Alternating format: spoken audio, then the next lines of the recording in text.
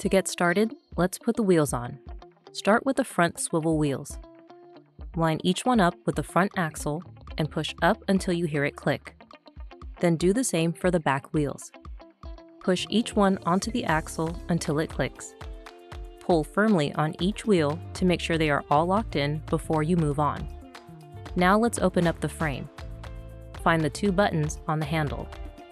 Slide the frame release button to one side, then squeeze the handle adjustment button. Hold both together. Place your foot on the stroller basket frame underneath the stroller and push down.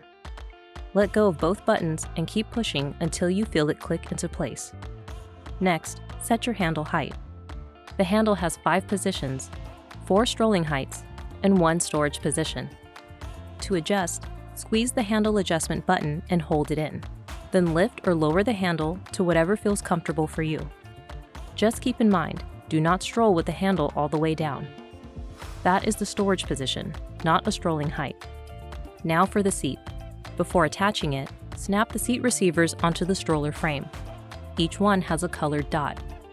Match it to the dot on the frame attachment and press down until it clicks. Now lower the seat onto the receivers until it clicks in. If you want to add the bumper bar, clip it onto the front of the seat. It is optional, but great for little hands to hold. To add the cup holder, line it up with the mount on either side of the frame and press until it clicks.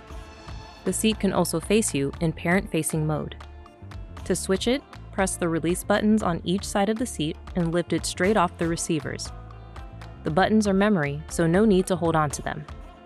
Turn the seat around so it faces you, then lower it back onto the receivers until it clicks.